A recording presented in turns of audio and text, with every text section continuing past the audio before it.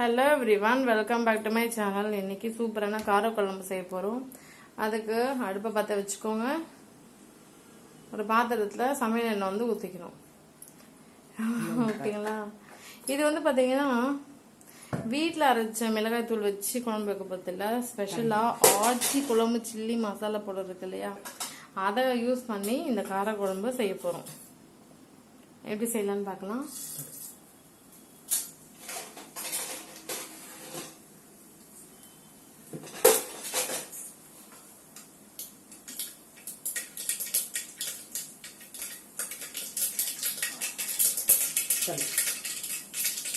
கடுகு வந்து இப்போ அந்த எண்ணெயில் போட்டோம். அப்படியே எப்படி புரியுது பாருங்க, அந்த சத்தம் கேட்குது பாருங்க.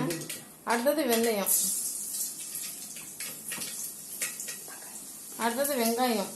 வெங்காயம் வந்து நல்லா நறுக்கி பொடியாக வச்சுருக்கோம். அதை வந்து என்ன பண்ணுவோம்னா அந்த பாத்திரத்தில் போட்டுருவோம். காரக்குழம்பு வைக்கிறதுலாம் செம்ம ஈஸி. கண்டிப்பாக இது வரைக்கும் வச்சதில்லைன்னா ட்ரை பண்ணுங்க. யார் வேணால் ட்ரை பண்ணலாம்.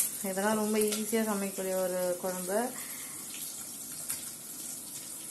ஸோ இந்த காரக்குழம்புல நம்ம என்னென்ன போடுறோம்னா கத்திரிக்காய் போடுறோம், முருங்கைக்காய் போடுறோம். முருங்கைக்காய் வந்து எங்கள் ஊரில் வந்து ஒருத்தவங்க நல்லா தெரிஞ்சவங்க, அவங்க முருங்கைக்காய் கொடுத்தாங்க. அது வந்து அவங்க வீட்டு முருங்கைக்காய் நல்லா டேஸ்ட்டாக இருக்கும். நாங்கள் ஸோ அந்த முருங்கைக்காய் யூஸ் பண்ணி தான் இன்றைக்கி வந்து காரக்குழம்பு வைக்க போகிறோம். இது நிறைய முருங்கைக்காய் போட்டுக்கிறதுனால அதோட டேஸ்ட் ரொம்ப டிஃப்ரெண்ட்டாக ரொம்ப நல்லாயிருக்கும். முருங்கைக்காய் காரக்குழம்புன்னு சொல்லலாம். ஓகேங்களா? இங்கே பாருங்கள், அந்த வெங்காயம் வந்து நல்லா வதங்கிட்டு இருக்கு. ஓகேங்களா? ஸோ டக்குன்னு குயிக்காக வதங்கணும்னா இது மாதிரி சால்ட் வந்து கொஞ்சம் போட்டுக்கோங்க. சால்ட் லைட்டாக போட்டுட்டு வதக்குனீங்க அப்படின்னு பார்த்தீங்கன்னா குயிக்காக வதங்கும். வேற ஒன்றும் இல்லை, சீக்கிரமாக வதங்கணும் அப்படின்னா சால்ட் போட்டு நல்லா வதக்கிடுங்க. வெங்காயம் மட்டும் எப்பவுமே பொன்னிறமாக மாறணும். அது தனியாக கொஞ்சம் வெயிட் பண்ணணும், அந்த கோல்டன் கலரில் மாறணும். ஓகேவா? இப்போ வந்து புளி கரைச்சல் வந்து ரெடி பண்ணிடலாம். ஸோ காரக்குழம்புக்கு வந்து பார்த்தீங்கன்னா புளி கரைச்சல் ரெடி பண்ணிக்கணும். மிளகாய் தூள் எடுத்து வச்சுக்கணும். 2 தக்காளி அண்ட் கத்திரிக்காய், முருங்கைக்காய், உருளைக்கிழங்கு இதெல்லாம் நீங்கள் போட்டு வச்சுக்கணும். ஓகேங்களா? அதுலேயே கருவேப்பிலை, கொத்தமல்லி கூட போட்டு வச்சுக்கலாம். பாருங்க, புளி கரைச்சி இப்படிதான் ரெடி பண்ணணும். புளியை வந்து ஃபர்ஸ்ட் ஒரு கட்டியை எடுத்து தனியாக ஒரு கிணத்துல வச்சுக்கோங்க. அதில் தண்ணி ஊற்றி ஒரு 15 மினிட்ஸ் நல்லா விட்டுட்டிங்கன்னா நல்லா ஊறி இருக்கும். ஓகேங்களா? ஊறின உடனே என்ன பண்ணணும், இது மாதிரி நல்லா பிசைஞ்சு விட்டிங்கன்னா அந்த புளி நல்லா கரைஞ்சிடும்.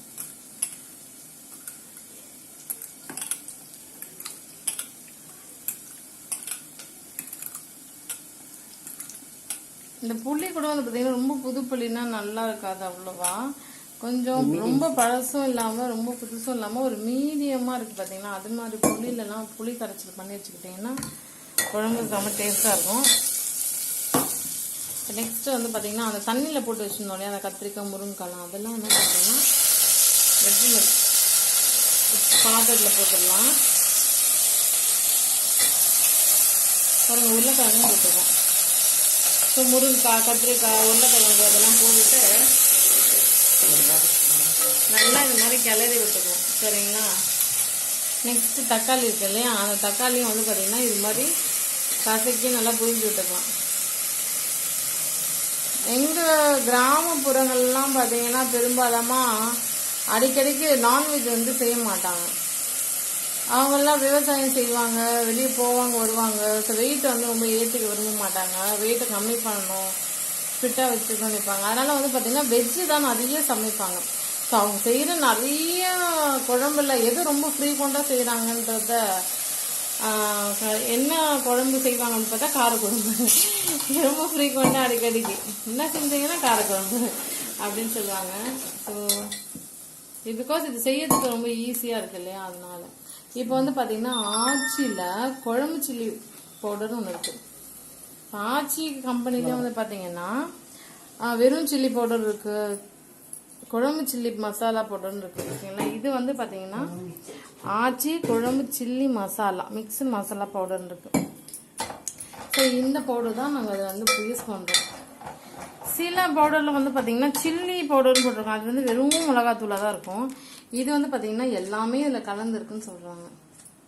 அந்த பிக்சர்லேயே மென்ஷன் பண்ணியிருக்காங்க. ஸோ இந்த மசாலாலாம் மிக்சடாக இருக்குது தெரியுதுங்களா?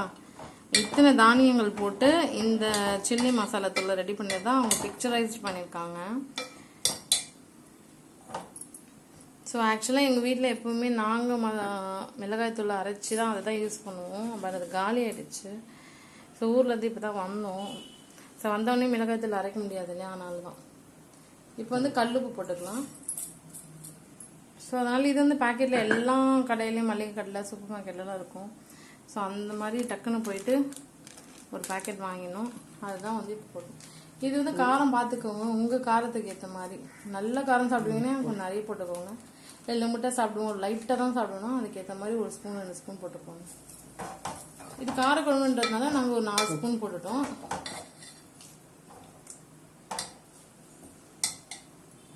போட்டுட்டு நெக்ஸ்ட் என்ன பண்ணோம்னா அது நல்லா கொதிக்குது சரிங்களா? அந்த காயெல்லாம் நல்லா வேகணும், கொதிக்கணும். எப்படியும் ஒரு 5 மினிட்ஸ் ஆகும். அதை அப்படியே விட்டுடணும். நல்லா அந்த தண்ணி ஊற்றிருக்கோம் இல்லையா? அந்த தண்ணியில் நல்லா வந்து வெந்துடும் சரிங்களா? நெக்ஸ்ட் வந்து பார்த்தீங்கன்னா இந்த புளி கரைச்சல் ரொம்ப ரொம்ப இம்பார்ட்டண்ட்டு. காரக்குழம்புல புளிப்பாக இருந்தால் தான் எல்லாம் ருசியாக இருக்குன்னு சாப்பிடுவாங்க. ஸோ புளி வந்து காரக்குழம்புல மெயின் இன்க்ரீடியண்ட்டு.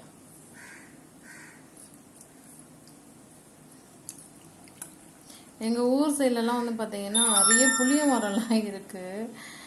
அங்கே வந்து பார்த்தீங்கன்னா நல்லா கிராமத்தில் மரத்தில் சொல்லையாக நல்ல புளிலாம் இருக்கும். அந்த புளியிலலாம் குழம்பு வைக்கும். அது இன்னும் சுவையாக இருக்கும். ஸோ அதனால் நாங்கள் எப்போவுமே சிட்டி சைடில் புளி வாங்கிறத விட என்னைக்குன்னா வில்லேஜுக்கு பக்கம் போனோன்னா அங்கேயே நாங்கள் புளி வாங்கிட்டு வந்துடுவோம். அந்த புளியிலலாம் குழம்பு வச்சா இன்னும் டேஸ்ட்டாக இருக்கும். பாருங்க, இது நல்லா கொதிக்கிறது நல்லா தெரியுது இல்லையா?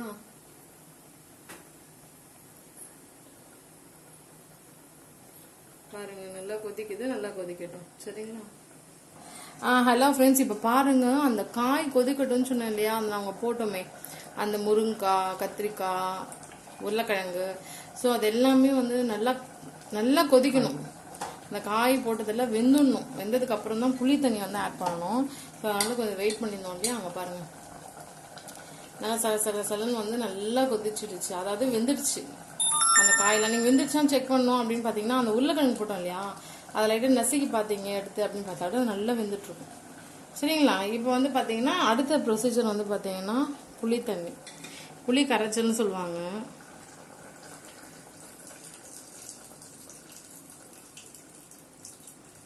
அந்த புளி தண்ணியை நல்லா இருத்து அதில் விட்டுக்கலாம். முதல்ல நீங்கள் இருத்து வச்சு குழம்புல ஊற்றினாலும் ஓகே, இல்லை இது மாதிரி ஃபைனலாக நீங்கள் பண்ணாலும் ஓகே. இல்லை புளியெல்லாம் கரைக்க தெரியாதுன்றவங்க முதல்ல ரெடி பண்ணிவிட்டு ஊற்றுறது பெஸ்ட்டு. இல்லைன்னா திப்பியாக உள்ள குழம்புல ஊற்றுவோம். இல்லை கொஞ்சம் நல்லா புளி கரைச்சல் எக்ஸ்பீரியன்ஸ் இருக்குது அப்படின்னா இது மாதிரி கூட ஃபைனலாக குழம்புல அந்த புளி கரைச்சல் தண்ணியை ஊற்றிக்கலாம். இது வந்து கிராமத்தில் வாங்கின முருங்கான்றதுனால அது வந்து எப்படி இருக்குன்னா நல்லா செம்ம ஸ்மெல்லாக இருக்குது. முருங்காய் ஸ்மெல்லாக இருக்குது, நல்லா வாசனை வருது. இதே சிட்டிலலாம் ஒரு முருங்காய் வாங்குங்க, அதில் ஒரு வாசனையும் இருக்காது, ஒரு ஸ்மெல்லாக இருக்காது, சக்கை சாப்பிட்ற மாதிரி இருக்கும். இது நல்ல ஸ்மெல்லாக இருக்கும், நல்ல ஒரு வாசனையாக இருக்குது. முருங்காய் வாசனையோட இந்த காரக்குழம்பு தயாராகிட்டுருக்கு.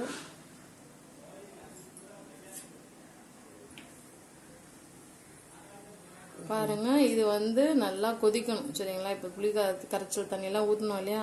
ஒரு 5 மினிட்ஸ் நல்லா கொதிக்கணும். கொதிக்கட்டும். ஸோ இப்போ தான் கொதிக்க ஆரம்பிக்குது பாருங்கள். ஸோ உங்களுக்கு இது மாதிரி காரக்குழம்புலாம் பிடிக்கும்னா கமெண்ட் செக்ஷனில் கமெண்ட் பண்ணுங்கள் ஃப்ரெண்ட்ஸ். நீங்கள் இது மாதிரி காரக்குழம்புலாம் உங்கள் வீட்டில் சமைச்சு சாப்பிடுவீங்களா? இல்லை சாப்பிட்டதே இல்லையா? என்ன ஏதுன்னு கமெண்ட் செக்ஷனில் கமெண்ட் பண்ணுங்கள். இந்த வீடியோ உங்களுக்கு பிடிச்சிருந்தா லைக் பண்ணுங்கள், நிறைய பேருக்கு ஷேர் பண்ணுங்கள்.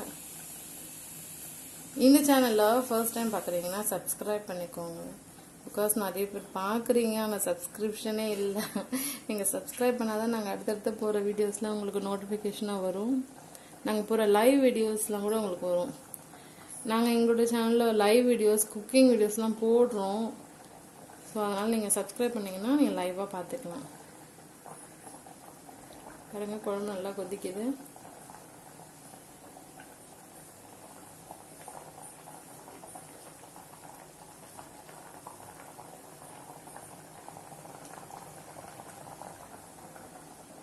ஸோ இன்னைக்கு ஸ்பெஷல் என்னன்னா ஆச்சி குழம்பு சில்லி மசாலா பவுடர் யூஸ் பண்ணி சுவையான சூப்பரான கிராமத்து ஸ்டைலில் அருமையான முருங்கைக்காய் கார குழம்பு இன்னைக்கு தயார் பண்ணி காமிச்சிட்டு இருக்கோம்.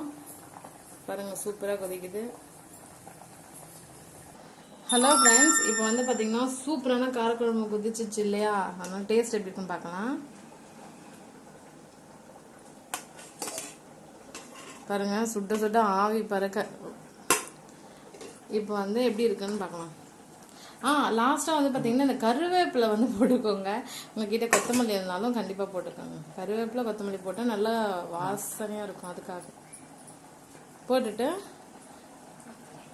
அவ்வளோதான், ஆஃப் பண்ணிடலாம். பிகாஸ் குழம்பு தயாராகிடுச்சு. சூப்பரான காரக்குழம்பு ரெடி ஆயிடுச்சு. நீங்களும் இந்த மாதிரி கண்டிப்பாக சமைச்சு சாப்பிடுங்க.